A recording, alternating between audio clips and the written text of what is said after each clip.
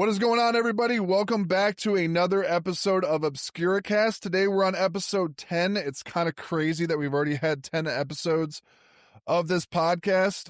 We started not really knowing what we're doing. Now we're getting into some really nitty-gritty type shits. As always, we have myself, as well as Dan, my co-host. How you doing this evening, sir? Doing good, man. How are you? I'm doing all right. I know that we have done some episodes on a lot of groups, a lot of sort of wide range topics. Today we're sort of focusing on one person, and it's not, a person that is probably unknown to a lot of you. You've at least heard the name. I know you've heard the car brand before because it's world renowned at this point. Today we're talking about a man by the name of Nikola Tesla. We wanted to get into a little bit more of like a prolific figure rather than, I guess, a group of people, so we can sort of center on, one of the defining, I would say probably one of the defining minds of our time. Wouldn't you agree, brother? Yeah, and completely underrated. Like, does not get the credit that he deserves at all. And we'll get into that as the episode goes on. But yeah, I mean, we should credit most of the things we use and do today are because of him. I think it goes without saying too that like he's sort of in a league of his own. You talk about prolific minds, you do obviously have your Albert Einsteins, you have your Copernicuses, you have your Platos, your Socrates, your Aristotles. He needs to be in that same conversation, at least as far as I'm concerned. It's not one of those things where the word prolific, you don't really throw it around. It's just sort of moniker to people, I think, especially in society as human beings. You can't really throw it around willy-nilly. There needs to be sort of a standard. And like you said, he is sort of responsible. And like, as Dan said, we're going to get into why he was responsible for a lot of the things that are even in play today. He was an inventor. Basically, it was his, day-to-day job, but it goes so much deeper than that as far as what he was able to invent, and what we still use is sort of groundwork and framework and infrastructure that we still use, even in everyday life. So the main thing that he was known for the most part, just to sort of give it a general scope, was one of the big things he was responsible for or advocated for was free energy. And the question I wanted to pose to you, dude, was, I have my own answer. I want to hear what you think about it, and then I'll give you my answer because I think they're going to probably align. If you could power the entire world for free, do you think that would be allowed, and do you think you would be able to do it without consequence? Tell me what your feelings are on that. No, because that's what he tried doing, and they wouldn't let him. Absolutely not, because it's power. Figuratively and literally. I was going to say quite literally, right? And they're going to charge people for it. You know how much goddamn money? My dad always used to yell at me, turn off the lights when you're not downstairs, blah, blah, blah, turn everything off. And I always used to be like, why do you get so pissed? Now I'm yelling at my daughter, turn the light off before she leaves her room. Yeah, in our adult lives, I suffer from the same thing as I suffer from everything has to be off when I leave my apartment. Humidifier, fans, lights, everything has to be turned off, completely turned off. Because it saves you so much money. Not to get too much off on a tangent as far as like how much money it costs, but at the same time, it's worth noting because, and we'll get into all this, I just think it's interesting that I think we align on the same tip as far as would you be able to or would they let you? No, because it's a cash grab. It's a way to make money, right? Yeah. You'd be taking money out of, we wouldn't have First Energy. We wouldn't have any of the energy companies that we have now. And we'll get into all of the stuff with him and Edison and all that stuff's coming down the pike. But so what I wanted to do was sort of take the myth of what Tesla is, and then sort of him being just a, very gifted human being that lived in society, right? So Tesla, if you guys have not been living under a rock, if you have been living under a rock and never heard of the Tesla Motor Company that was founded by Elon Musk, that's where Tesla comes from. He was also known for his love of electricity. It was kind of on the same tip, sort of took what Benjamin Franklin was all about with electricity and extrapolated it even farther. A lot of people with him as the myth side of things considered him a mad scientist, somebody that was sort of on the crazy or eccentric part of the spectrum. But like I said, a lot of what he sort of implemented back in his day, we still use. Like a perfect example that I saw or know about was our general power grid. Not just the power grid of the United States, but the framework for power grids all over the world. Like I said, he had a huge Jones and fascination with electricity, how it worked, the type of power you could harness from it, what it was able to do from an application standpoint, all that kind of stuff. And like I said, we're going to get into all that stuff and sort of flesh it out throughout his life up until his, his obvious death. And that's shrouded in conspiracy theories and all sorts of crazy stuff. But he was born in 1856. He was born in what is now modern day Croatia. And interestingly enough, most people would appropriate and sort of throw the feather in the cap to Thomas Edison for all of his work with electricity and lighting the world and all that kind of stuff. And we're going to get into that whole ordeal with him and Edison and all that kind of stuff. It's going to be an interesting conversation. So as far as him being the eccentric person and just a modern day human being like an Albert Einstein or anything like that, where do you think you draw the line between what is myth and what is fiction for you? Like, or what is factual and not false or mythic? Where do you fall on that conversation? Like, where do you draw the line? With Tesla? Yes. I don't know. I mean, part of the problem is that the guy was pretty closed off. He didn't care about money, or he didn't even give a damn about recognition, quite frankly. He just wanted a better humanity. So he had an assistant, I know, that was with him for a while. And a lot of the stuff, other than a few pictures that we have, right, of like him getting touched by the bolt of lightning or whatever, that's pretty profound. Other than a few pictures and stuff, it's kind of like, unless Edison or his assistant or whatever said it, was like, there's a lot of hearsay, but you also don't know because he just wasn't a very braggadocious person. He was sort of a hermit in the sense, he was sort of a hermit, I guess, in the sense of not so much that he was closed off from the world, but I remember seeing something in the documentary and some of the research that I know about with him. He was closed off in the sense that he was purely trying to, like you said, sort of push the narrative forward as trying to make us a better society, more efficient, less hung up on the fact that we need to pay for our energy. It should be useful to everybody. Everybody should partake in it because it is for lack of a better word or better term, it's a renewable resource.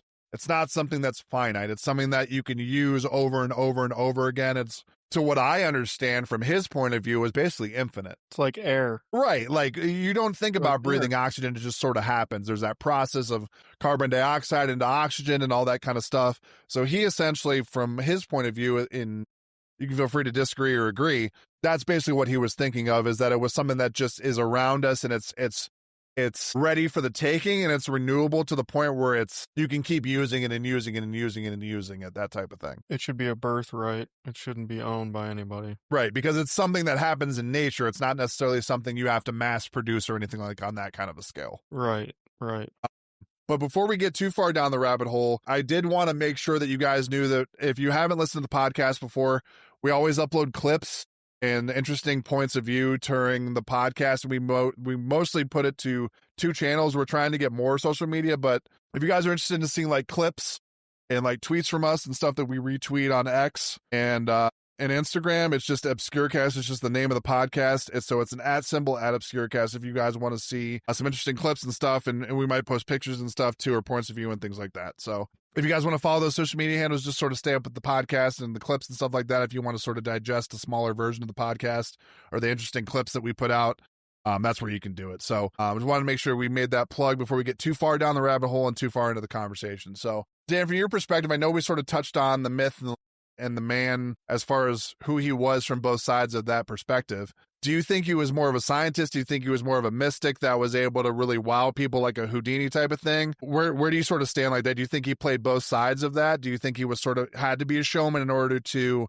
make it palatable and sort of digestible for people that he was doing these demonstrations in front of without getting too scientific? How do you feel about that? I mean, he was definitely a showman, but like he wasn't a showman. Like, he was really bad at marketing, right? Like he put on these great shows for people, these demonstrations, obviously, but I think he's probably somewhere more in the middle, Blake, because if you're a showman, I mean, you're constantly, putting yourself in, back then, newspaper articles and, whatever, radio and all that stuff, but, he really didn't. Now, Edison is a different story, which is why a lot of times, Edison got a lot of credit for things that Edison didn't even do. It was Tesla, and he stole stuff from Tesla. So that's why, growing up in school, correct me if, as far as I remember growing up in school, learning about, the invention of electricity, the founder of electricity, Edison, and all that stuff, like, all the credit was given to Edison. I didn't hear about Tesla probably, I think it was after high school, by somebody other than my father talking about Tesla. Well, he was sort of used as he was sort of used as like a platform to grab ideas from. It seems like there's I always quote like Family Guy and stuff like that. I told you there was a great Family Guy bit about Tesla and Edison and the war of currents, which we're going to get into, which is a really interesting discussion. But to make my point is sort of what you're talking about. The bit goes something like this. It's not verbatim, so like I said, don't hold me to it for exact quote, but essentially, we won't crucify you. Right, exactly. So the bit goes something like this. So it's like they're sitting in like a patent meeting for the court or something like that, figuring out who's going to be the father of electricity and who's going to have the invention that powers the world and all this stuff. So they're like, oh, well, Thomas Edison, you've won the fact that we're going to use your incandescent light bulb, or the light bulb that you manufactured and invented to light the world. And Tesla, we're going to use yours in the back of Frankenstein movies. So like it's kind of like a weird dig, but at the same time, it makes the exact point that we're talking about, is that like Edison was given all this credit for doing all this amazing stuff when really it was Tesla that came up with not only the better version of what Edison was talking about, but you could literally put it to anything and it was free and all this kind of stuff. And Tesla was the other side of the argument, where they were trying to harness it for money and give you a bill every month to pay for it. And it was only available in, to the people that could afford it and all this stuff. So not only wasn't he an advocate for the invention, it seems like, but he was an advocate for everybody should have this. It's a renewable resource. It's something that you can extrapolate to all different sides or all different types of applications. You can do it to home ownership. You can do it to construction. You can do all this stuff. And electricity itself, we still use it today as a viable resource in order to do a lot of the things that we do, even in, as we're adults. Like, this is stuff he came up with in like the 1900s, dude, and we're still using it as infrastructure. It's still being used today. It's insane. And you look at like grounding, right? They sleep with like grounding sheets, and you can put like grounding your garden. You don't have to use any pesticides. You just stick the rods in the ground in your garden, and I forget the whole process, but it completely repels the bad insects from eating your plants. Well, that was the thing too, is that like there was inventions that he had and toys that he had. I saw in the documentary, they talked about it, that would literally run off insects to power whatever he was inventing. It's really cool stuff. But like I said, we're going to get into the war of the currents and all that stuff with Edison too. Just to round out sort of like the myth, the legend, the man, that kind of thing. Do you think he's going to be remembered for what he was building, like what he was actually responsible for, or what he almost did? Like, do you think he'll just be, like I said, he's sort of like the poster boy for like, hey, you stole my idea type shit? Like, do you think he's going to be remembered for that, or what he actually tried to put into existence, that type of thing? Where do you think that he's going to land, or where he has landed? Where he has landed is the latter, is the one where he's kind of like, the poster boy for, hey, you stole my shit. But I think probably within the next 100 years, maybe less, I think he'll start to really get the credit that he deserves, for what he built and what he was, I know it's in italics here. It says what he almost did. I mean, there's things that people don't think he did that I'm convinced he did do it. And we can get into that later. But I think he proved a hell of a lot more people wrong than he gets credit for. But again, back then he didn't have the technology, so it's hard. Well, it was all hearsay too. This is before the internet and all that kind of stuff, where it was, if somebody said something, you sort of had to take their word. There wasn't documented proof other than on paper, and forgery happens and all that kind of stuff. But that's neither here nor there. What I do want to get in is we sort of fast forward, right? Because we said he was an assistant of Edison, which is an interesting dynamic in the first place. But then we said we were going to talk about the war of the currents. So essentially, it was a Tesla versus Edison. It's kind of like your Mike Tyson versus Evander Holyfield type of thing. This is sort of like the setup for how prolific these two guys were in their realm of understanding and their inventions and that kind of thing and their patents and all that stuff. Tesla was responsible for the AC current, which AC is alternating current, and then direct current is the DC versions. Tesla was the AC version, and then Thomas Edison was the DC version, which actually brings me to a really cool point. And a lot of you might not know this. Anybody ever heard of the band AC/DC? That's where AC/DC got their name from. It's from the alternating current and the direct current. Two conflicting ideals and two conflicting types of power and energy in the universe. That's where AC/DC got their name from. Just a little side tip for you in case nobody knew that. It's one of my favorite bands, so I felt I had to bring it up. So then we fast forward to what we were talking about as far as Edison sort of taking his ideas and sort of run with thing and trying to sort of smear his name and take all the credit for himself type of thing. What do you think about the stuff? So as Tesla did demonstrations, Edison also did demonstrations as well to try to disprove what Tesla was coming up with and what he was for. And one of the wild facts about Edison during this smear campaign was that he was electrocuting animals to prove that AC was dangerous versus direct current.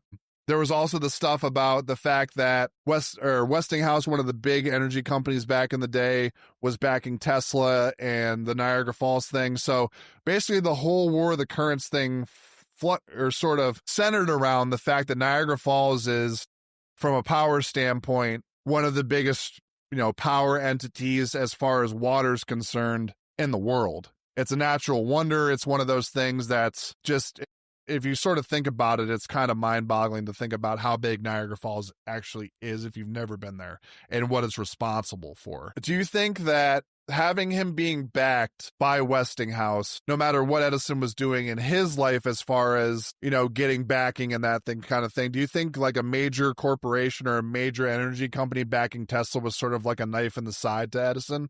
As well as the smear campaign and trying to like disprove or discredit what he was talking about. Where do you stand on that? Like, do you think that was a focal point in what he was trying to do to discredit Tesla and all that kind of stuff? How do you feel about that? Yeah, I mean, he got mad that Tesla didn't stay his apprentice and agree with him on certain things. They obviously argued about what's a better power source, and Edison thought he was crazy for this idea, which, if you think about it, why is it so, I don't understand what was so hard to comprehend that electricity is naturally occurring, because it's here during thunderstorms, like you see it. So I don't understand what the argument was on that. So like the argument against it is what you mean? Yeah, like obviously there's not a machine up in the sky creating it, so it's coming from the earth somehow, but whatever. I think, and again, I think Edison his ego was so big, it got in the way. But do you think there was a driving force behind the ego, or do you think that was just him sort of seeing an opportunity and seizing it? I think money and success and power. I mean, you got to think Edison was hanging out with like Rockefeller and, the Vanderbilts and Westinghouse. Like, he was hanging out with all those guys. And yeah, Tesla got backing from Westinghouse, but Westinghouse also, fucks him over in the end. And we'll talk about that later. But, I don't know. I think Edison loved the popularity, the money, and the power, and Tesla could have given two shits about any of that stuff. The only thing he gave a fuck about was the actual power of electricity. That's all he cared about in bettering humanity, like we said before. So, obviously having a company like Westinghouse back him was huge because he needed somebody to back him. He wouldn't have been able to do it without Westinghouse. So, the unfortunate thing is once he proved it, then they went away because he said, there's no way to monitor it. So, yeah, for sure. I think also... Well, what's your think, thoughts on that? Yeah, I think also, just to piggyback off that and make a point, we're also talking about a foreigner. We're talking about somebody that wasn't a, let's quote, native to America. How relative that is. He wasn't Edison was probably afforded a lot of luxuries that Tesla wasn't afforded just because of the sheer fact that he was foreign. Let's just call it what it is. Let's just call it what it is.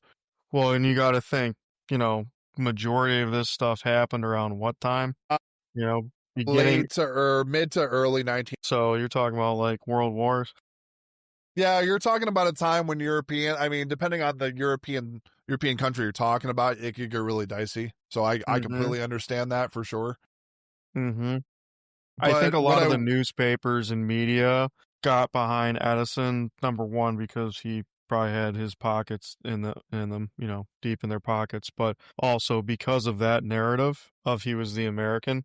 yeah. So I agree with you on that 100%. So I guess the real question is, if we're talking about this good versus, well, I was going to say good versus evil, that's going to be the question. In the Tesla Edison debate, do you think it's fair to call Edison a villain in the argument? Do you think it was with malicious intent, or do you think, like I said, do you think he just seized an opportunity when it presented itself? Do you think there was a malicious intent do you think there was a malicious intent behind what he was doing? I mean, yes. The short answer is yes. I mean, from the reading that I've done on Edison, times were very different back then. All these guys that had this money back in this, era, they were ruthless. They didn't care about their workers. They didn't care who they hurt to get power. Not that there's that much difference today. It was just a lot easier to do it and not feel guilty about it because, now everybody's a TMZ reporter and will get you on camera doing it or record you. Back then, there were no freaking rules, so you could treat somebody like a dog and nobody's going to hear about it unless you do it at a mass public, gathering. So yeah, I do think that he did it maliciously, but I also think that just corporate business owners were kind of more like that. Yeah, I would tend to agree with you. I don't think if we're talking about malicious like to hurt him, I don't know if I believe that. I think that power and fame and money and monetary value is a huge deterrent from you. For some people, if it happens to coincide with your psyche and how you sort of think, a lot of people are vulnerable to that. I don't consider myself somebody vulnerable to me handing me a bunch of money and fucking somebody over. I just don't think that's morally right.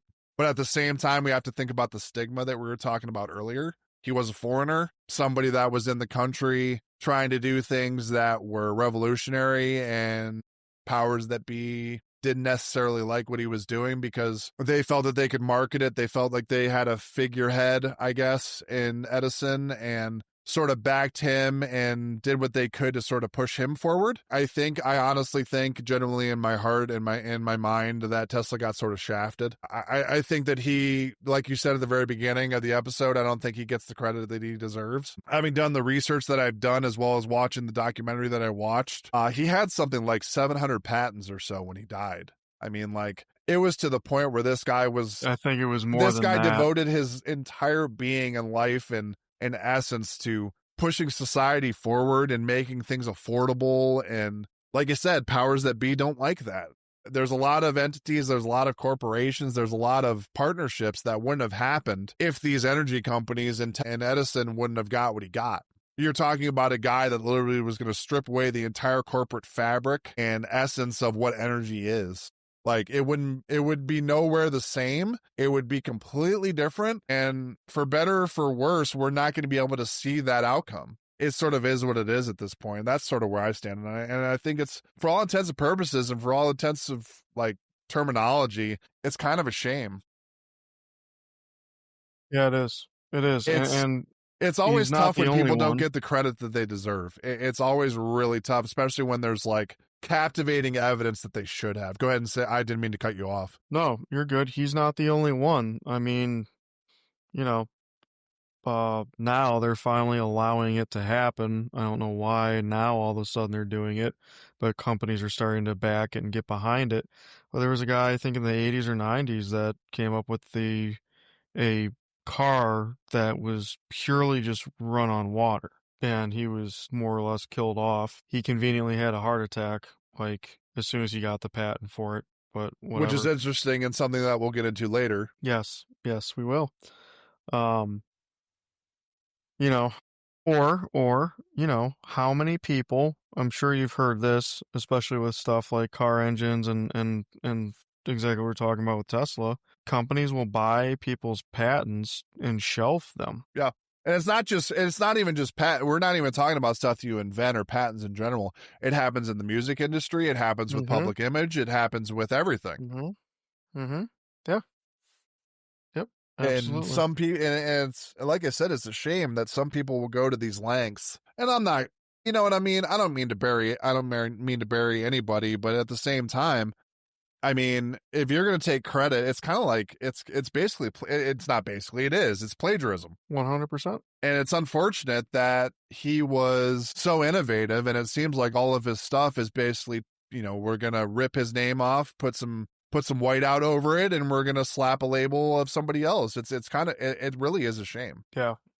Like Yeah, it is you a have to shame. ask the question is why couldn't they coexist? But at the same time, we're talking about a corporate entity. We're talking about something that's literally in use today. As far as like I said, if Tesla would have got what he wanted, there's a whole lot of people that would be out of jobs. A lot of companies wouldn't have been formed and all this stuff. And it's to think about something like energy and power and stuff that we pay for, to think about it to be free, think how much of a burden it would take off people. Yeah. Yeah, and again, history is written by the victors, right? So that's another reason why you don't hear too much about Tesla until you get older and you really find out about it, is because Edison technically won. So he writes the history book. Have you looked into like what exactly took place in Niagara Falls? No, I know that he was. I know. I don't know a lot about it. They touched on it in the Mm-hmm. documentary I watched, but no. Give me. Mm-hmm. Yeah, so Niagara Falls for decades, years had their big dream was using Niagara Falls, as renewable energy. It's one of the largest natural waterfalls in the world, and they wanted to use that natural energy. So in 1886, the Niagara Falls Power Company, later the Niagara Falls Power Project, was formed to find a way to harness the falls. They wanted to use the immense kinetic energy of the falling water to generate electricity for the nearby city of Buffalo, New York, about 26 miles away. Here's the thing, okay? DC is you can't power it very far. Right, it DC runs is out. I very think they said short about a mile local. or so, or a quarter mile, or Yeah, something like that. It was yeah, something within a mile. yeah. So you can't do anything large scale. AC could easily be transformed to higher voltages for long distance transmission, and then, step down again for safe use, which was a huge deal back then. So this was a phenomenal opportunity, not just to test the distance with the 26 miles, but also the power of a whole city, right? So many world famous inventors actually submitted proposals, including Edison, Tesla, Westinghouse, and Lord Kelvin, who chaired the selection committee. The challenge was clear: how to efficiently generate and transmit electricity over such a long distance, something no one had done before. Okay, so Tesla's solution was the AC power system. Tesla had already invented the polyphase AC system, a design that used multiple alternating currents out of phase with each other to produce a rotating magnetic field in electric motors. This was the key. His system allowed efficient generation using hydroelectric turbines, long distance transmission of power using high voltage AC lines, easy conversion of voltage levels using transformers. Tesla's patents for AC motors, transformers, and power systems were acquired by George Westinghouse, who then partnered with him to bring AC power to Niagara Falls. So Tesla wouldn't have been able to do this without George. Yeah, Wouldn't have been able to do it. right. Building the Niagara Falls power plant construction began in 1893 by the Westinghouse Electric Corporation. Key features: water from the Niagara River was diverted into large underground tunnels, which are called forebays, that led to turbines. These turbines turned alternators, early AC generators designed by Tesla. Each generator produced 5,000 horsepower, about 3.7 megawatts. The generated power was transmitted 26 miles to Buffalo, making it the longest high voltage transmission in the world at the time. Tesla designed the system to produce three-phase AC power, a revolutionary concept that became the standard for global power transmission and is still used today. And then the breakthrough moment was in 1895 to 1896. On November 16th, 1896, electricity generated from Niagara Falls powered the city of Buffalo for the first time. The success of the project proved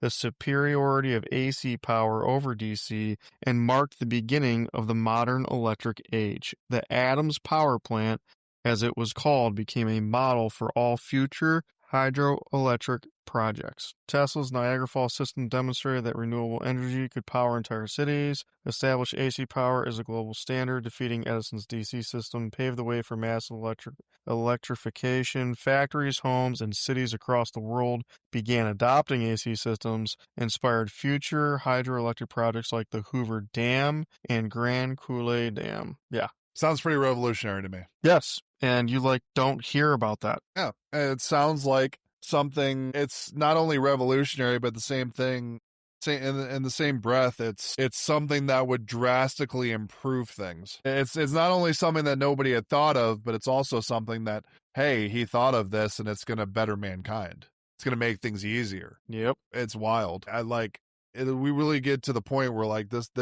this man was trying to literally change the world. And it's not using that lightly. It's what he was literally trying to do and attempting at. But I also wanted to get, I know we sort of touched on the fact that he was sort of a mystic and somebody that was sort of a showman and that kind of thing. So he was really, really well known for public experiments and public demonstrations of what he was able to do with electricity and power and that kind of thing. There's, rumors and testimony of him lighting lamps from across the room and wireless energy and radio towers and stuff that we use, like cell phone application and things like that. He was responsible for all that back in the day, and it's still, like I said, infrastructure that we use today. I know he had a huge obsession with vibration and resonance in Earth and how the Earth actually produced power in a natural state.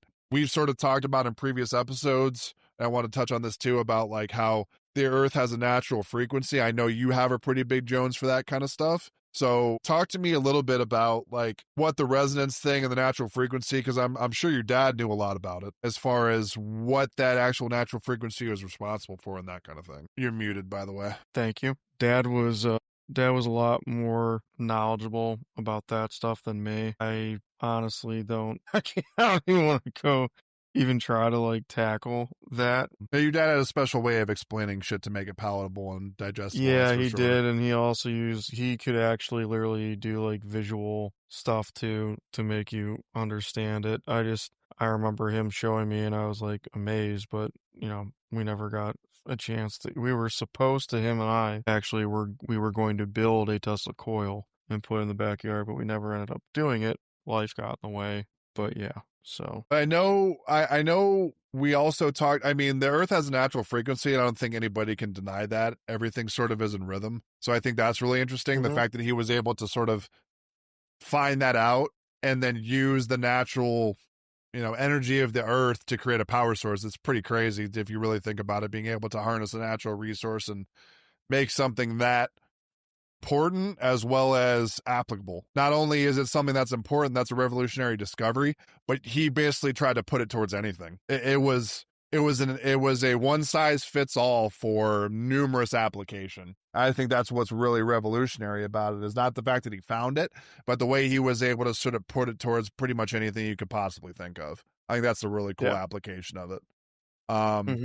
Another big thing he was noted for was the Wardenclyffe Tower. This is a really interesting one that I want to hear your thoughts about, because like we were talking about, it had huge applications toward wireless power. Now, if you think about Wi-Fi these days, being a tech guy, wireless connectivity has become the standard. Nobody wants a cord anymore. Nobody wants to have to broadcast things with cord. It just makes things messy and all that kind of stuff. And he was sort of a pioneer, if not the guy to come up with that wireless power source. And not only a wireless power source, but something that was, again, applicable to everywhere in the world, not just the United States and us as a society as Americans.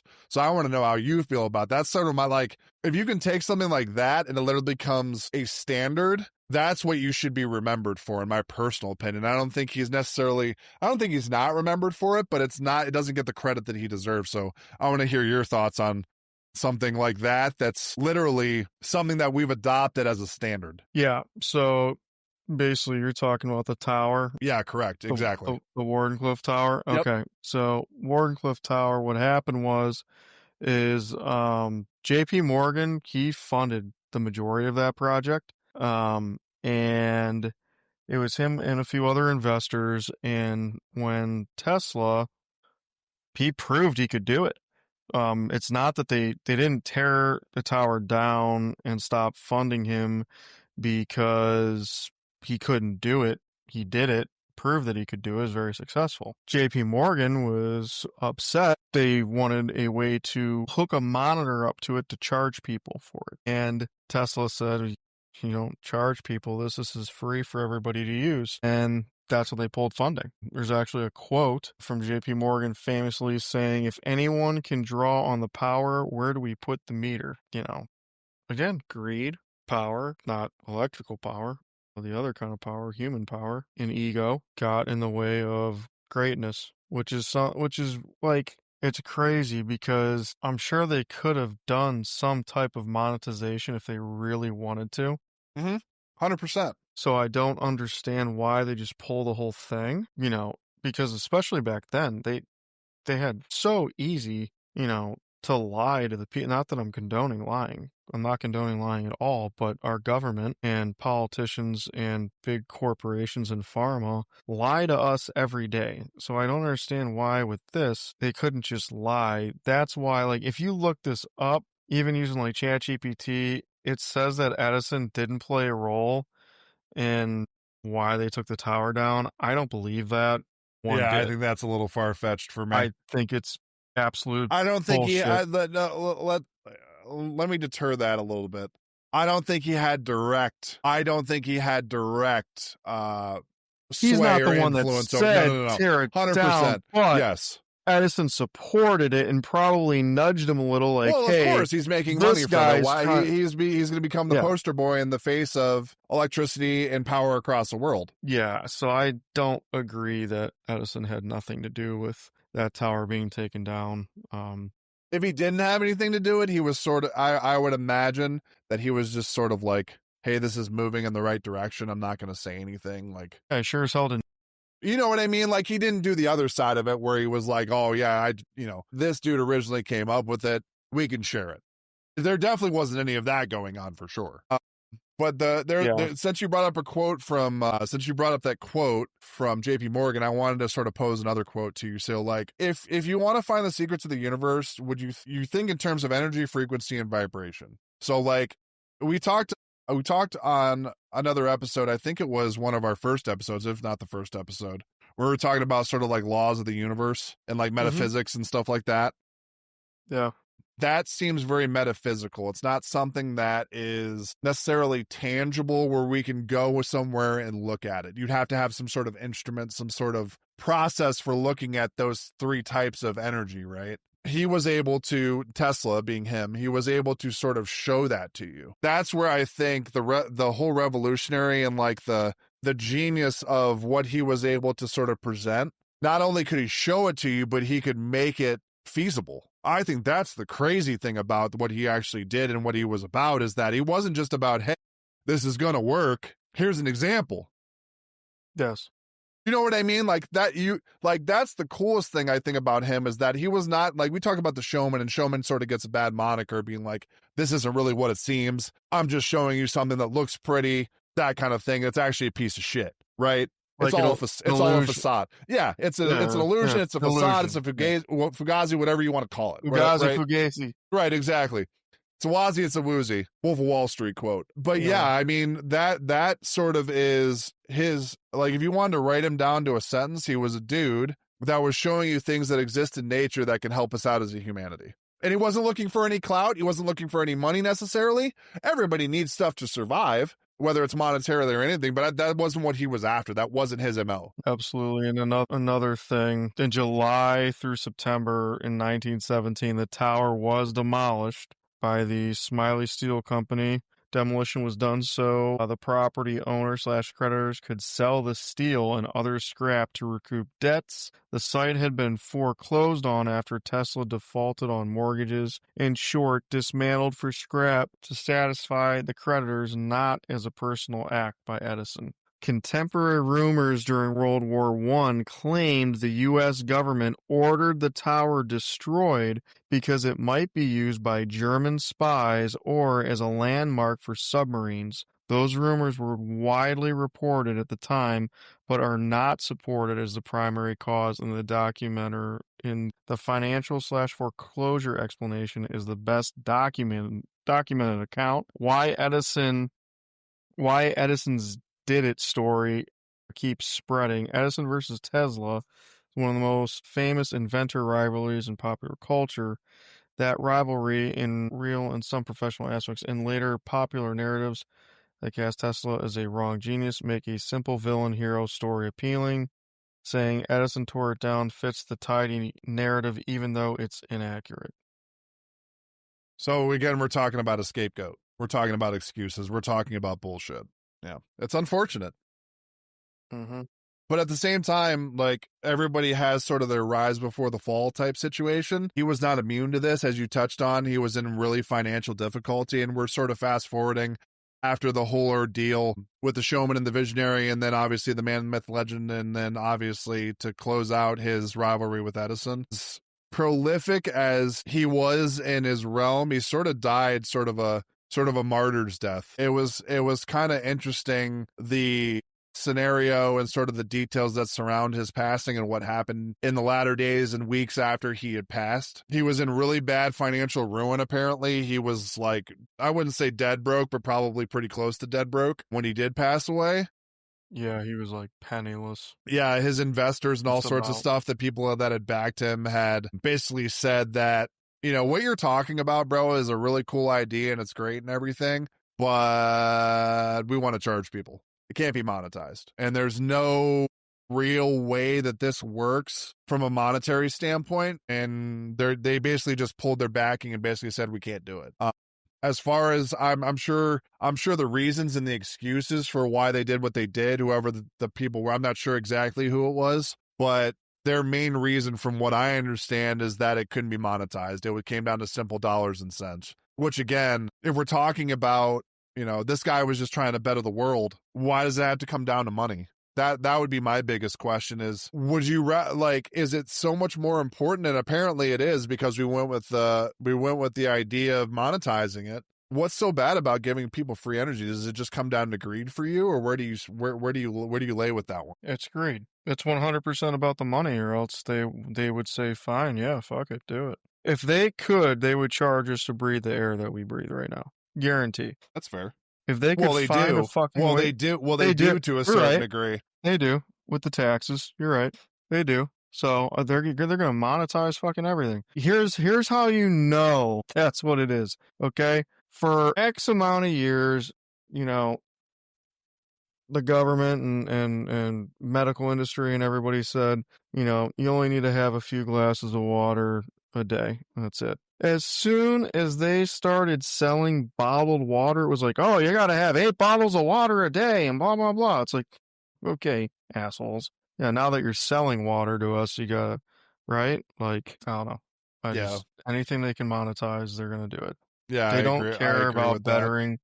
It has nothing to do with, that's why, you know, we've talked about in other episodes about, you know, like ancient alien theory about, you know, these beings, why are they so much more advanced than us? And like, they don't have the greed aspect. And we as humanity won't be able to ascend to that next level of, call it third eye, whatever you want to call it, but the next level of being until we drop the greed. And we're not going to. That's just human nature. It's going to take it would take millions of years for us to drop that, unless we all become AI robots, Blake. Well, that's a conversation for another time when we've had an in-depth conversation. Yes, we actually have an episode on AI that's actually pretty sick. It's one of our longer episodes that we had to cut down, but it was a really interesting conversation. Like I said, I mean, if you're gonna, I mean, that's the cool thing about being in tech is that if this guy or electricity didn't exist, your boy wouldn't have a job. Mm-hmm. Neither would I. And if you look at the way computers have become such a mainstay in just general society, especially for us as Americans, I mean, we do everything on the computer. We do everything. We shop. We We handle our lives through social media. We watch movies. Everything is done through that conduit. So if we wouldn't have televisions, we wouldn't have computers, we wouldn't have electric cameras. A lot of stuff wouldn't be at our disposal if, Tesla, let alone Edison, didn't exist. I'm sure it would have came about in some form or fashion, but would have happened the same way? Absolutely not. And that's the point, is that this stuff was a turning point, just like AI is. It's a turning point in human society and us in our existences as inhabitants of this planet. We have the luxury of being able to do stuff literally sitting in a chair.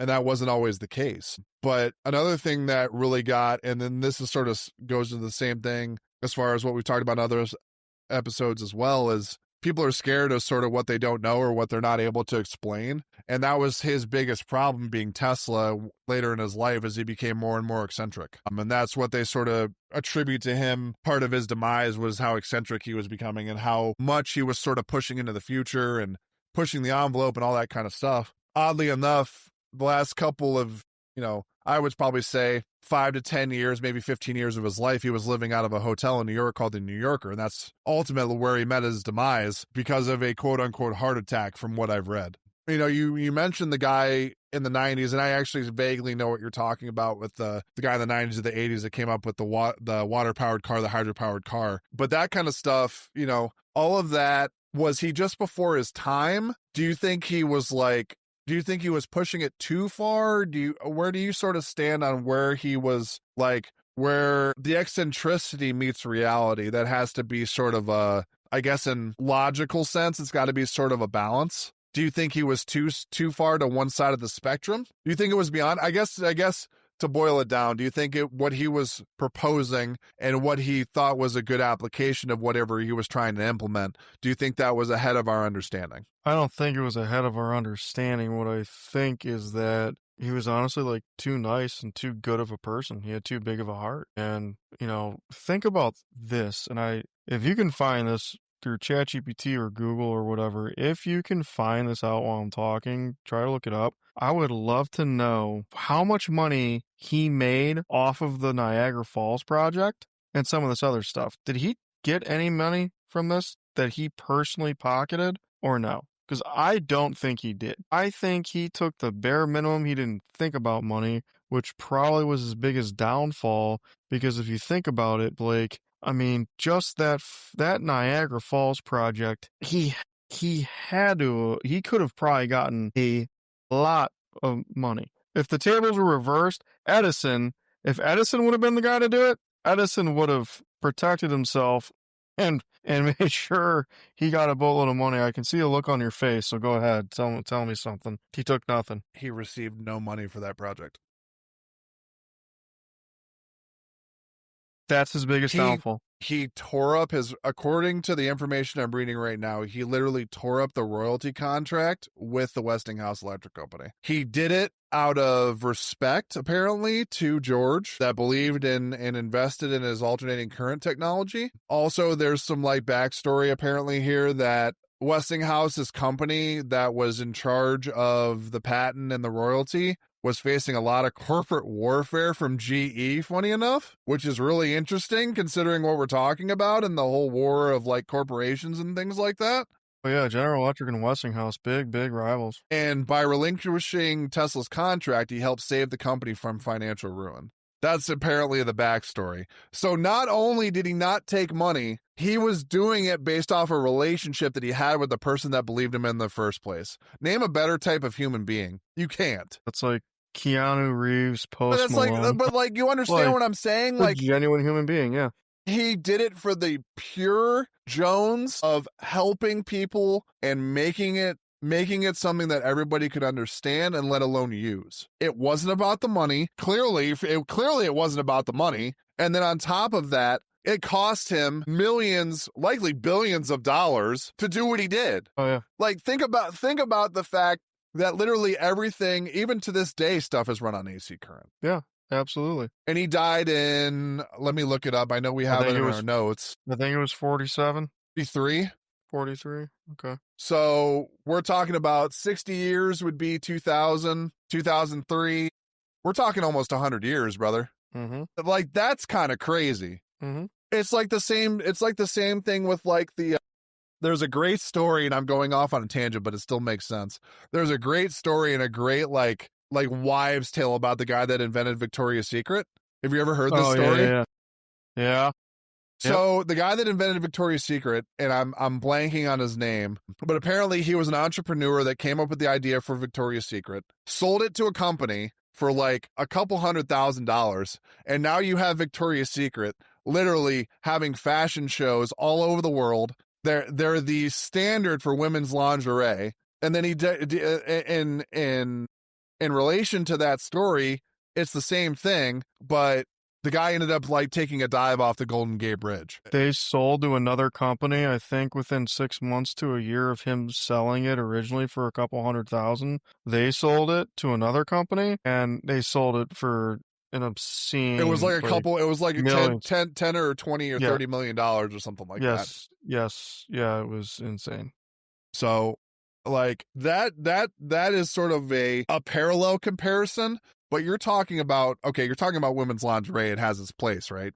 Okay, I think we can all agree on that. But you're talking about something that literally revolutionized not one application, but society in general, mankind. It was applicable to tons of things. It was applicable to warfare, to aircraft, to powering your house. Like I said, construction companies wouldn't exist. All this stuff wouldn't have happened if this dude didn't exist. NASA wouldn't exist. Right. I mean, the list goes on and on of what he was able to sort of put this towards. And like I said, we said we're going to get sort of like the darker side of like his death and sort of the roundabout way we're going to sort of end the podcast. But essentially, he died on January 7, 1943. His body was found 2 days later, but the circumstances of finding him, I think I want to have you touch on, because you probably know a little bit more about it than I do. I know the bits and pieces. But as far as like what happened with when he was found, the time leading up and after he was found, like the couple, like let's say 4 or 5 hours or so before and after. You want to touch on that a little bit? So from what I have read and talked about, was he passed away, and I believe it was his nephew who went to collect his belongings from that New Yorker hotel, which funny, my cousin Lindsay, she went there, she like saw the room, and they took a tour underneath, because underneath the hotel was where he would work. Okay. Like so is it like homage to him at all or anything like that? Yeah, kind of, yeah. You can actually see like where he worked and stuff, yeah, where he lived. That's pretty dope. That's actually pretty sick. Yeah. It's one of the things I would definitely go see, like if I ever went to New York City. I probably won't be going there. Anyway, his nephew goes there to collect his belongings. And, like you had mentioned earlier, he had, close to 1,000 patents. He goes up to his room, and there's nothing. It is completely cleared out. They took all of his patents. Someone took all of his patents. Later on, they find out that the FBI seized all his stuff, his trunks, his documents. And what's interesting is, anybody here wants to take a guess at who led that seizure of documents? If you guessed Donald Trump's uncle, John G. Trump, you'd be right. He is the one that took all those patents. So pretty interesting. I would love to know. I know from, government websites, they've released, top secret documents now that come out, and literally patents that Tesla had owned. The FBI uses these. A lot of it they used in World War II and the Cold War and a lot of stuff. So they're using his stuff. That's what sucks. It's in the government's hands now. So I don't know, how. I guess back then, well, it's the government, it's the FBI. They get away with a lot of stuff that they shouldn't. So what's your thoughts on that? I think it was the same sort of scenario that we had with Edison. I think that they saw an opportunity and they seized it. There was a lot of stuff. He was no longer here, unfortunately, to fend for himself or defend himself.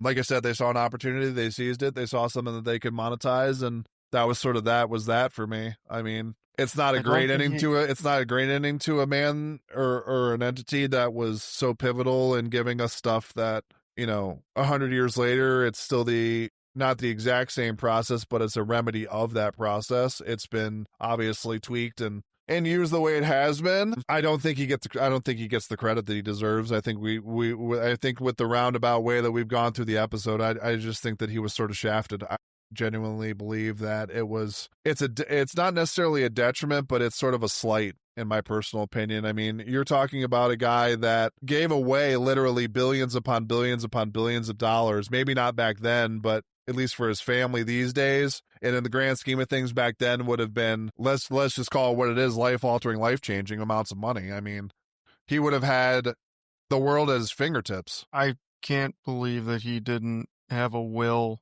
that left those patents, at least to his nephew or someone. But whatever. It's crazy. It's sad. And that's why I think it's so important that we talk about Tesla and get his name out there even more, because, I think Edison gets credit for a lot of, and we didn't talk about it a lot this episode. Tesla was Edison's quote unquote apprentice, and Edison took a lot of credit for stuff that Tesla did as his apprentice, which is what happens when you're an apprentice. But, I think that there's even more stuff out there that, think about this. If he didn't want to take the money and all that stuff and the royalties from Westinghouse, imagine how he was as Edison's apprentice. He didn't. Yeah, that's a good point. I mean, that sort of brings up a question that I was sort of mulling over in my head as you were talking, is that, like, it'd be interesting to be sort of like a fly on the wall, as we were talking about last episode with, like, the Illuminati and stuff. Like, you asked me the question of, like,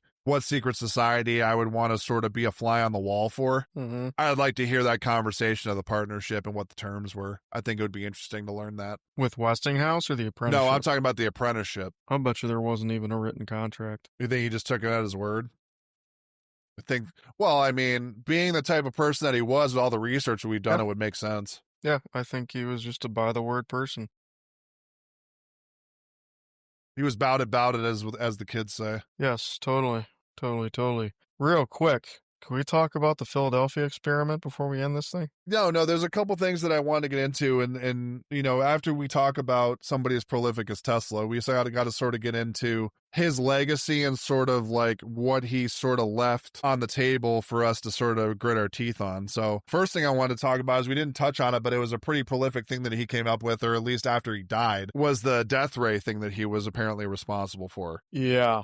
Yes. Project Nick. Project Nick was the code name for this death ray. It's very poorly documented, but the code name was Project Nick. This was a World War II. Hitler was coming out in the Nazi regime. They were doing their own stuff as far as like trying to do travel. I'm pretty sure Germany had the first fighter jet powered engine, right? Because that was Werner von Braun. That you might be right. As far as rocket propelled and that kind of thing. Yeah, exactly. Yeah, for sure. Yeah. Yeah, so they had that, and then we copied them and came out with our own version. So we were in this like war going on with that. I was gonna say, it was almost like an aviation version of the space race type of deal. Yeah. So obviously, before this, Tesla came up with he made claims that late in life he could do a particle beam, which was focused energy, kind of like a direct energy weapon. So essentially, we're talking about an energy weapon. We're essentially talking about a laser. Yes, it's a laser, 100%. And they were going to try to use it during the Cold War and all sorts of stuff. There's actually, in the documentary that we talked about, just to sort of piggyback off the whole laser beam thing, I think it's called, forget where it's at, but it's called Iron Beam. Iron Beam it's essentially it's not a missile. It's a global defense system and project. I forget where it originated, but they said it was at some sort of trade show, and I can't remember who came up with it. If you can look it up sort of while I'm talking, given the synopsis of what it is. Essentially, Iron Beam is the exact technology that Tesla came up with, and now it's used as a national security and defense system. I'm blanking on the company that came up with it. But essentially, like I said, it is a focused energy weapon, basically to shoot it's basically an anti-aircraft gun. It's an AA gun, but essentially it uses energy instead of like a projectile. if that makes sense. Okay, so basically in that episode of Ancient Aliens, um, it's suggesting that the modern Israeli laser defense That's what it system was. is It similar. was Israel. That's what it was. Yeah, is similar to Nikola Tesla's death ray concept from the 1920s and 30s. Nikola Tesla spoke of a teleforce weapon or death ray in the 1920s. It is intended to shoot down projectiles in aircraft from a long distance. It's an interesting concept if you think about it, because It is. we do use lasers in everyday life. We use them, when you run your groceries across the counter, that's a laser. You know what I mean? So it's not something that we don't use in our daily life, but imagine weaponizing that. The possibilities with it are endless, especially if energy being a renewable resource, you would never run out of ammunition. It would always be functional. It would always be ready to go and all that kind of stuff, and would be catastrophic to whatever you point the motherfucker at. 100%. But 100%. the other really cool thing is there's been a lot of talk too about the fact that Tesla wasn't just doing this stuff by happenstance, is that there's actually a myth and sort of aura around the fact that he was being fed this information by an extraterrestrial source. And we've talked on this podcast about some extraterrestrial stuff, but do you think he was a conduit, or do you think he was just sort of savant in his own realm and was ahead of everybody else? What do you think? I don't know. I mean, he locked himself away up in, I think he had his original place was in Colorado, and there's a lot of UFO sightings out there. You got to think timetable with this, little bit before Roswell, right? 10 But years or one of so, our 14 years or so? no, well, I mean, he died in 43. Roswell happened in 45. Oh, it happened in But 45? Okay, I thought it happened in yeah, but 55. That's my bad. don't forget that thing happened in Texas in like the 1800s. Oh, that we talked about. Remember Yeah, that? yeah. So, I don't know. I've heard that theory. I think it's interesting to think about. There are some times in his life that kind of like he just kind of goes away a little bit and then comes back, which is interesting because then maybe we can do an episode on this guy, because something very similar, and he was an absolute genius, unbelievable. Leonardo da Vinci. Yeah. No, see, not only do I want to do one on Leonardo da Vinci, but He- you could do ones on Plato. You could do one on Socrates. Mhm. I took some intro classes. I'm not an expert, but I took some intro classes and read like Plato's Symposium and lots of work on Socrates and Aristotle and all that kind of stuff. We could definitely do an episode on that. I'd actually really like that. That'd be sort of a deep dive into philosophy and stuff like that. Yeah. If we're talking about how the world works and like the different laws of being on this earth and like what everything means and how it's all interconnected, that would actually be a really cool episode. I'd definitely be down for that. Yeah. But what's interesting is there's like 7 or 8 years where Da Vinci's off the record books. He just essentially disappears. And then he comes back and he's this amazing painter, and just he was a crazy inventor. He invented, he developed one of the first flying machines. Yes, and that kind of stuff. Yeah. So you kind of got to wonder, like, similar kind of, right? Like, well, definitely tools of the trade for sure. I mean, they're definitely cut from the same cloth in that respect. I 100% agree with that. Yeah, and okay, let's not go that route. Let's go a completely different, darker route. Aleister Crowley, okay? Aleister Crowley, he literally documented that he talked to this, I forget the name of it, this alien being, this little green being that he would talk to that would visit him and give him messages and blah, blah, blah. So I don't know. Would it surprise me? No. Yeah, I agree with you on that for sure. I don't know if you can just happen to figure that listen, I don't think people understand. I currently own a patent, not using it, but I currently own a patent. I don't think people understand what goes in the process to getting one fucking patent. Get one patent. Okay? It's a pain in the ass. To do what he did, and then at the pace, like, dude, you gotta think, 1,000 patents, how much time did that take? Especially when there was no computers, no automated form of getting it done, and how new the process must have been even back then. he had to draw it. Yeah. He had to hand draw everything. And like, dude, I don't know. I don't know how you have not even just to get the ideas with the time that it takes to do all that. And this guy had no money. And just the logistics of getting it filed and Logistics. Yeah. Obviously you got to send that stuff to New York, right? Or wherever that he was doing it from. I right. don't know. Yep. It's crazy. It's Yeah. crazy. So I don't put anything. Sure, he probably was somehow chosen to be a communicator. It was coming from somewhere. That I think that's for sure. I mean, not to be a dick, but like, have you looked at pictures of the guy?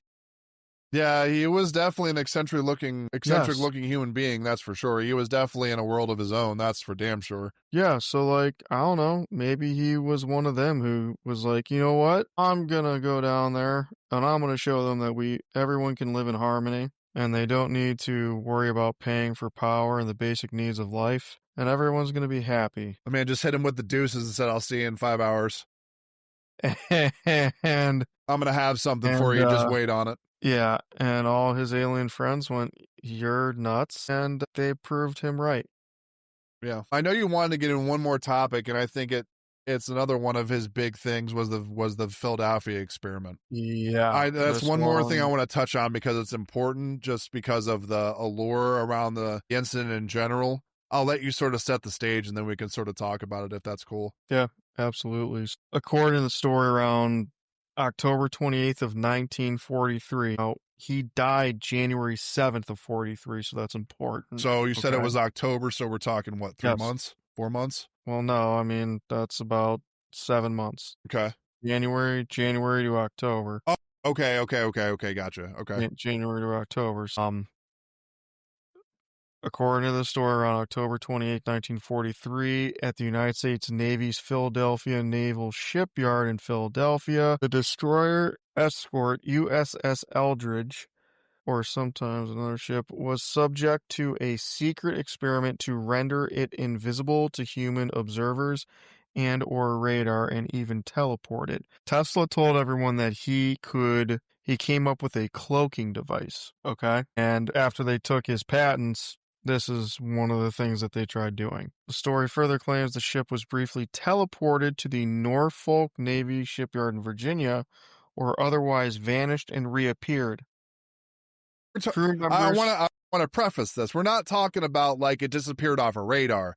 The motherfucker was gone. Yeah, gone. It was Like, it's gone. sitting there. It wasn't like it was sitting there and then it was just gone. Like it evaporated and like just went into fucking thin air. And then it came back.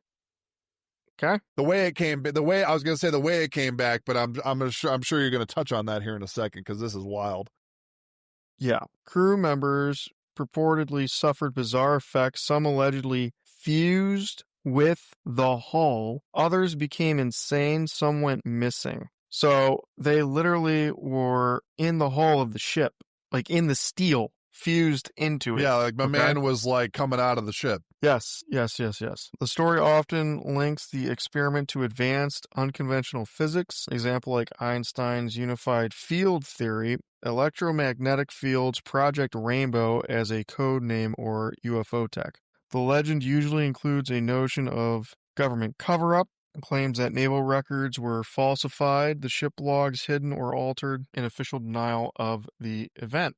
Here's what the documented records say. Here's what the historical/official documentation shows. The U.S. Navy, via the Naval History and Heritage Command and the Office of Naval Research, has stated that no official records have been found to substantiate any experiment as described, invisibility or teleportation involving the USS Eldridge at Philadelphia or elsewhere. The ship's war diary and deck logs for USS Eldridge show that in the period spanning its commissioning, August 1943 through December 43, it was not in Philadelphia at the time alleged for the experiment. For example, it underwent sea trials off Bermuda and then escorted convoys to North Africa, etc. Specifically, the information sheet from the ONR states that Albert Einstein's unified field theory was never completed, and searches of archival records have failed to find any Project Rainbow relating to the invisibility/teleportation teleportation claims, skeptical analysis. Many researchers classify the story as an urban myth or a hoax, given the lack of credible primary evidence and contradictions in the story. I think something interesting that you sort of mentioned was the Bermuda thing. Mm-hmm. I think that's kind of interesting that it was seen near the Bermuda Triangle when all this stuff happened, or it was, Mm-hmm. or it had passed by there in some form or fashion. I think that's interesting. Mm-hmm. Yeah. Yeah. I guess But the I mean, go ahead, go ahead. you could switch those records so easily, especially back then. 100%. Yeah, I like it's kind of like, and I was sort of thinking about this as you were talking and given sort of the stage of the event and the scenario and all that.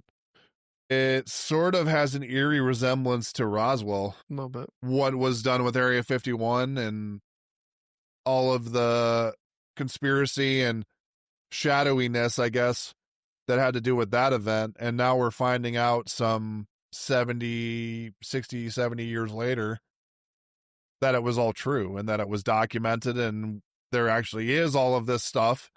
Do you think that's going to be, do you think that's sort of a smoking gun that hasn't been unveiled yet, amongst other things? Not just that, for example, but other conspiracy theories. Do you think there's a lot that's going to come out while we're still alive? Oh yeah, especially because of the Freedom of Information Act. I mean, they're already released, you can literally go on government websites and look these files up, these declassified documents, and they're there.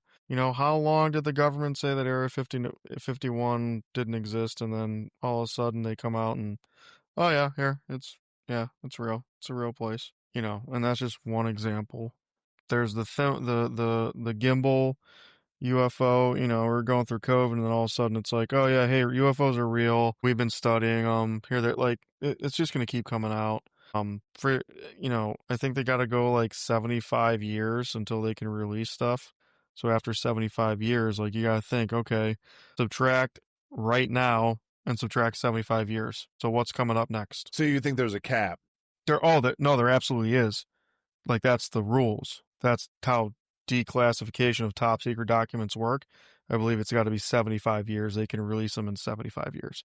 That's why you're just now hearing about all of the JFK stuff and like MLK stuff. And yes, Trump did the executive order, blah, blah, blah. All that did was speedline the process, Yeah, it sort of move it pushed it to the front of the faster. line type And it shit. was that stuff was going to get released. It was just going to be a trickle effect, whereas he just streamlined it. Where you're going to sort of be suckling at the teat, so to speak. Yeah. Trying to get more information, and he just sort of speed ran it. Yeah, so you got to think. Right now we're in the 60s, okay, of shit getting released. Wait till we hit the 70s. Wait till you get to the 70s and the 80s, and you learn about what really happened with Watergate. Because Nixon was set up. Like, there's a lot. Like, we could do a whole episode on that. The Right. Watergate, Yeah, scandal. That's crazy. So, yeah, yeah, sort of the secret taping and stuff that went on. It's actually a pretty wild story if you really dig into it. yeah. What do you think?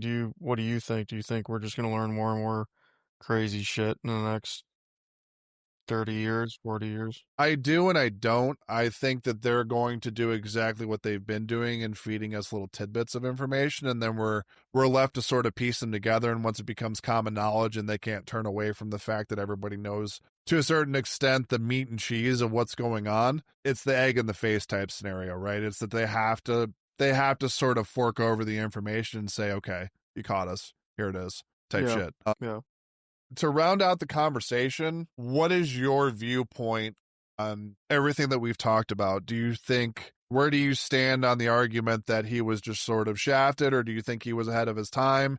Do you think he was somebody that was feeding, like I said, the information and it was just too much for people to break down and digest? And where do you stand on him as like a person in recorded history as far as what do you think about him? I think he's underappreciated, undervalued. Um, it's, done purposefully. I guess you could say he was ahead of his time just because of his thinking that everyone should have it and it's free energy. I would just say he was too nice and genuine of a person to be dealing in what he was dealing with. I just, and God bless him. Listen, I'm not going to sit here and like dog on him, more power to him. I mean, he didn't have kids, right? That I know of, I don't think so. I can I look that don't, I can look that up. I don't believe no, he did. I I don't think so. I mean, the, yeah. So, I mean, me as a father, I am not doing anything that requires any amount of time and not getting paid for it. Yeah, he was. I just looked it up. He was 'Cause, never married, no children. yeah, didn't think he'd be able to with the amount of time he spent on all that I was shit. gonna say, I mean, who would have the fucking time? Right.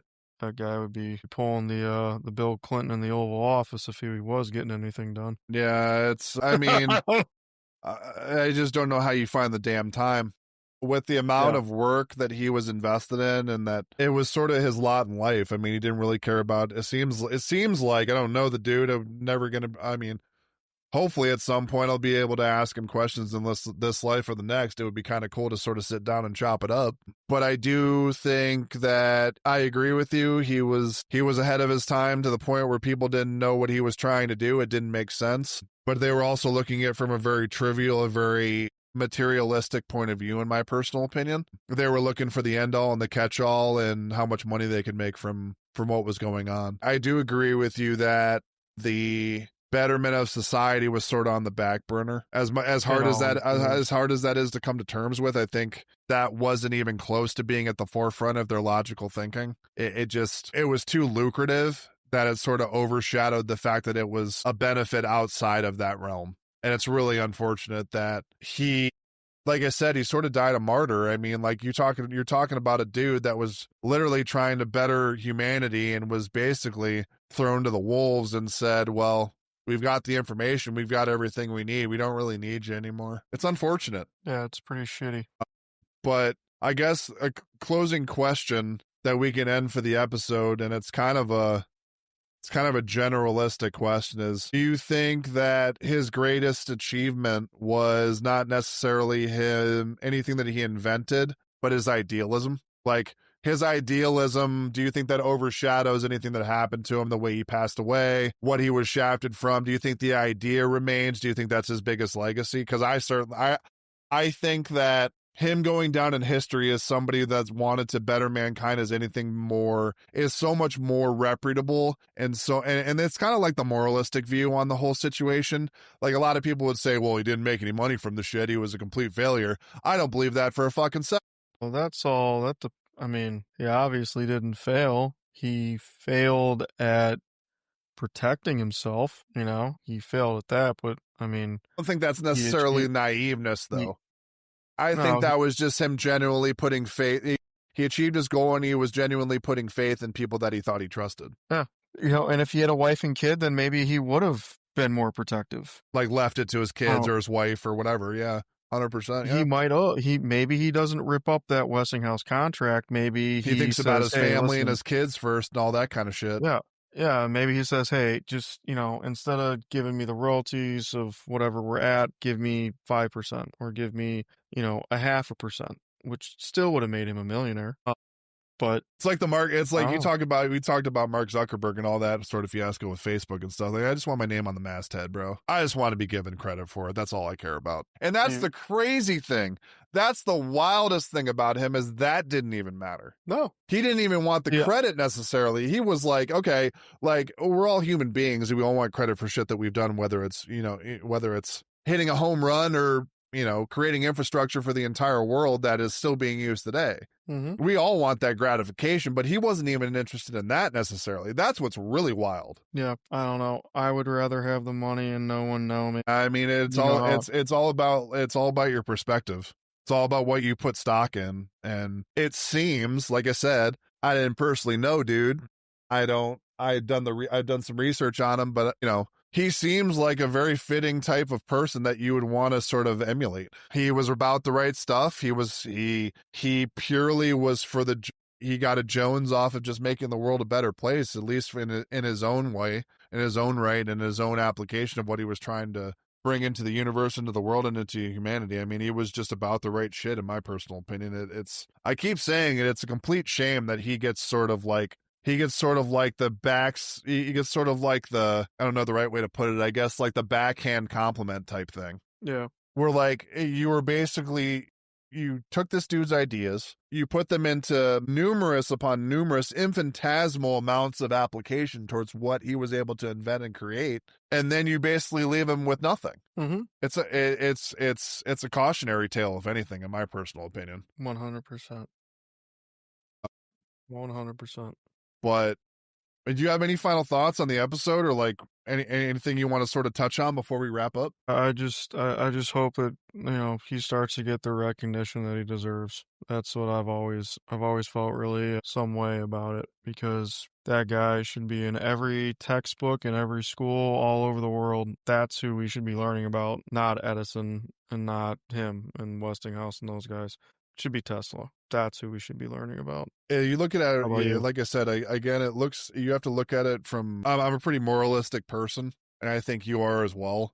It's the one word I can think of to sort of describe it is selflessness. Mm-hmm. He wasn't worried about him. He was worried about giving you a tool that was literally, like I said, infinitesimal as far as what you could do with it.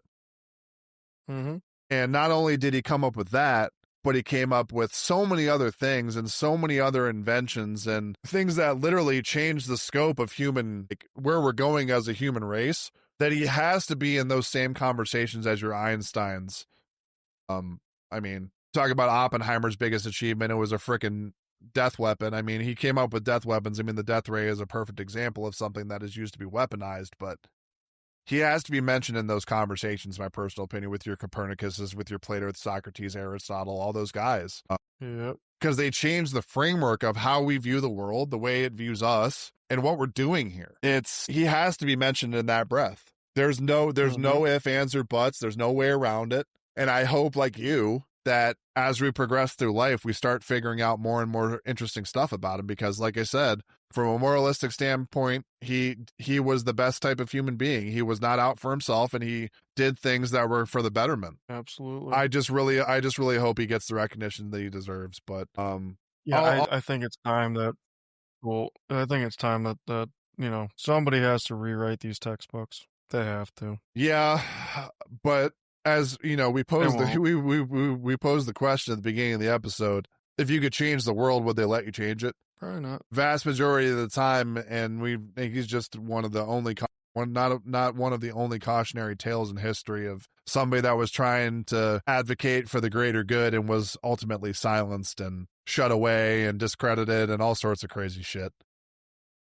Yeah. Like I said, it's really unfortunate because God knows what he had in the back of his head. And if they weren't trickling, like you said, sort of the trickle down effect, if we were able to find out what he was really up to and they actually put it towards the betterment of trying to make things better rather than gaining money from it, I think we'd have a very different perspective on not just energy, but just in general. But to wrap up, I know that this was sort of like a synopsis of a life rather than a group. And we wanted to sort of take it to more of a singularity type of tip.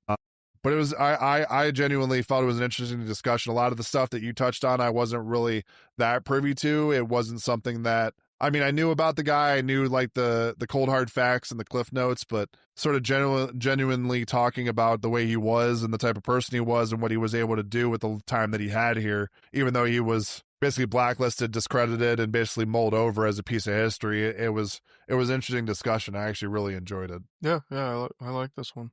It's good. But as we wrap up the episode, I want to mention to you guys one more time to follow us on our socials. We're going to be posting clips of this episode.